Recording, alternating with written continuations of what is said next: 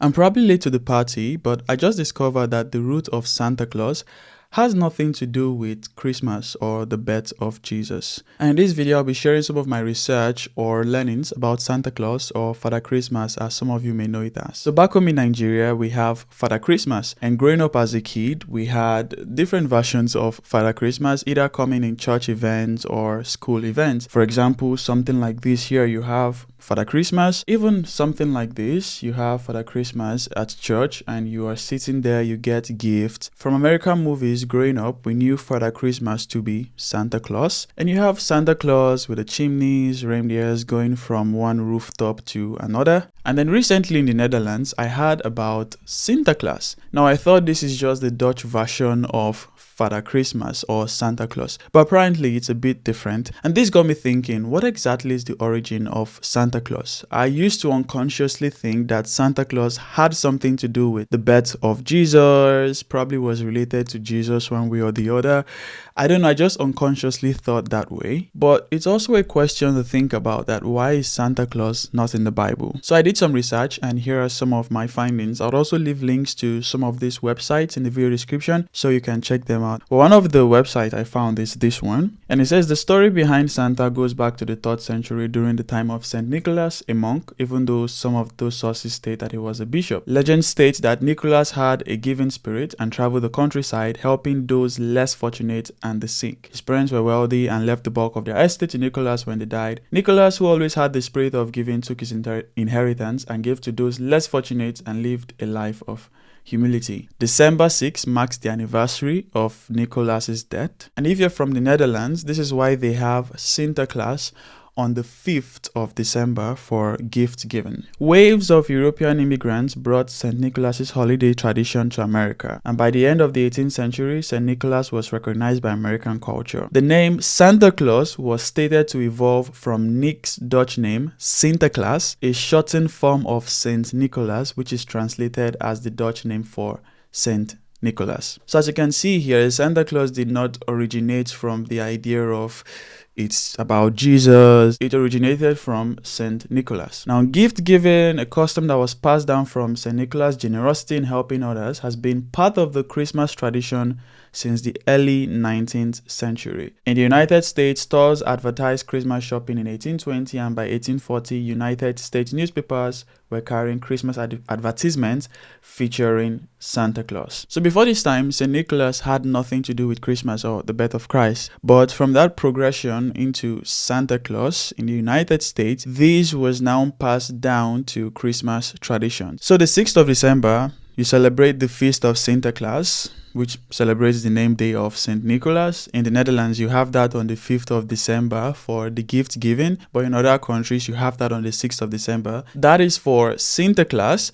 But with that progression to Santa Claus in other parts of the world, you now have this gift giving done on Christmas Eve. So the idea of Santa Claus evolved from a generous Christian to a universal symbol of holiday cheer and blending various traditions along the way. But the confusing or interesting part in all of this is that Sinterklaas is not the same as Santa Claus. The root of Sinterklaas points back to Saint Nicholas, and this is what is still celebrated in some parts of Europe, like the Netherlands. And here is an example of a Sinterklaas celebration.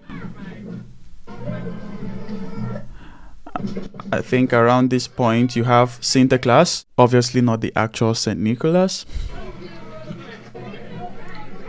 So this is the actual celebration of Sinterklaas, but this celebration started growing until it got to America, and now we have Santa Claus. And then here on this website, we can see Sinterklaas comes to New York. St. Nicholas made his first inroads into American popular culture towards the end of the 18th century. In December 1773 and again 1774, a New York newspaper reported that groups of Dutch families had gathered to honor the anniversary of his death. The name Santa Claus evolved from Nick's Dutch nickname, Sinterklaas, a shortened form of St. Nicholas. And in 1809, Washington Irving helped to popularize the Sinterklaas stories when he referred to St. Nicholas as the patron saint of New York in his book, The History of New York. There's actually this resource on I Am Amsterdam, which shows the difference between Sinterklaas and Santa Claus. You have things like Sinterklaas gift distribution happens 5th December and Santa Claus, it happens 24th December. And for the ride, Sinterklaas charters a boat from Spain, then rides an elegant white grey horse called Amerigo when on the Dutch soil. With Santa Claus, we have a sleigh and we have flying reindeer. Okay, so there is Sinterklaas and there is Santa Claus.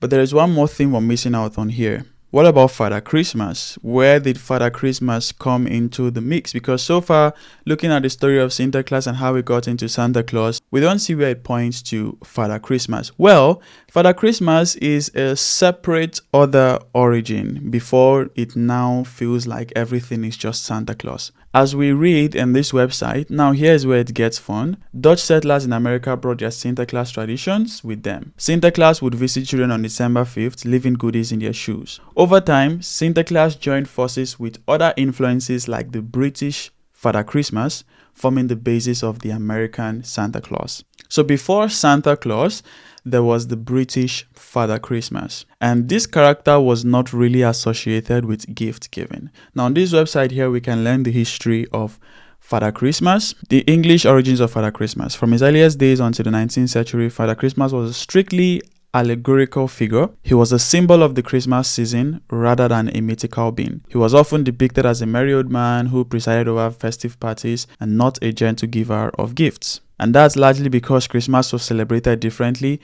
with much more emphasis on entertainment for adults. So here we see Father Christmas representing the spirit of winter or like merry and not really gift giving. And we can learn more about this until we get to this interesting section. Here comes Santa Claus. This is not the part I'm interested in. Oh yeah, Father Christmas meets Santa Claus. Historians think that Santa Claus first stepped foot in England in 1864. When he featured alongside Father Christmas in a story by the American author Susanna Weiner.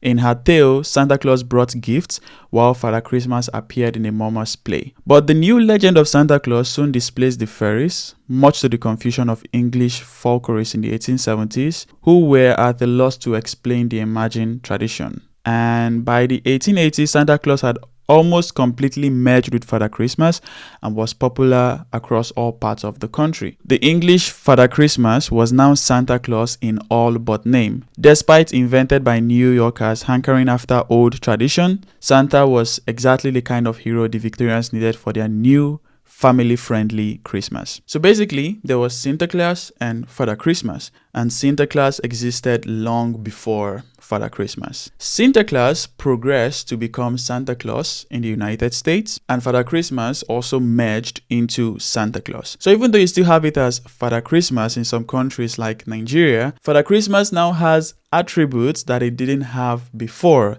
like children things or gift giving. As we saw earlier here, Father Christmas was more associated with entertainment for adults and merry and fun and festives, but now you have a more family-friendly Father Christmas, which basically has those attributes of Santa Claus. And that is a summary of the story of Sinterklaas, Father Christmas, and Santa Claus. The summary of all of this is the root of Santa Claus does not point to Christmas or the birth of Jesus. Like I said earlier, you have Sinterklaas, which was this generous Christian saint that was associated with a lot of gift giving. And that's someone that different parts of the Europe, like Netherlands, celebrate to this day. We have that as Sinterklaas. But that tradition or celebration getting to the United States progressed to something called Santa Claus, which was now passed down into Christmas traditions. And now you have this Santa Claus character who gives gifts on Christmas Eve. You have Father Christmas, who existed before Santa Claus, but he wasn't associated with gift giving. And that version or concept, whatever the name is, merged into Santa Claus. And now this Father Christmas is now associated with gift givings, children things, and stuff like that. So now in different parts of the world, you probably have it as Father Christmas, Santa Claus, or probably some other name out there. But this is how these names came to be, or these attributes came to be formed, or these characters came to be formed. If there's anything I missed out here or said wrongly, please let me know in the comments. But I hope you learned something from this, just as I also learned while going down this rabbit hole.